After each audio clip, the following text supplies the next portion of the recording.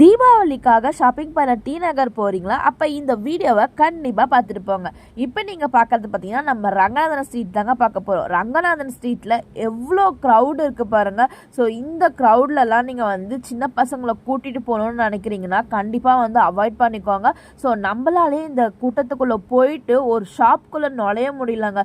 So left hand side right hand side எல்லா பக்கமும் பார்த்தீங்கன்னா வந்து ஃபுல் க்ரௌடாக தாங்க இருக்குது. இதுலேயும் நீங்கள் குழந்தைங்களாம் கூப்பிட்டு போனீங்கன்னா கண்டிப்பாக வந்து அவங்களால வந்து மூச்சு விடுறதுக்கே கஷ்டமாக இருக்கும். ஸோ அதனால் வந்து நீங்கள் லாஸ்ட் டைம் தான் பர்ச்சேஸ் பண்ணணுன்னா அது தயவு செஞ்சு வந்து அவாய்ட் பண்ணிக்கோங்க.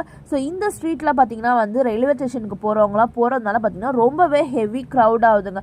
ஸோ ரயில் கூட பார்த்தீங்கன்னா வந்து ஃபுட்போர்ட்லாம் அடிச்சுட்டு போகிறாங்க. அந்த அளவுக்கு பார்த்தீங்கன்னா வந்து ஃபுல் க்ரௌடுமே வந்து வந்துட்டுருக்கு. ஸோ டி நகர் பஸ் ஸ்டாப்லேருந்து ரயில்வே ஸ்டேஷன் வந்து எல்லாமே ஹெவி க்ரௌடில் போயிட்டுருக்கு. ஸோ நீங்களுமே டி நகர் பக்கம் ஷாப்பிங் போகணுன்னு நினச்சிங்கன்னா ஸோ நீங்கள் கடைசி டைமில் வந்து ஷாப்பிங் பண்ணுறத கொஞ்சம் அவாய்ட் பண்ணிக்கோங்க.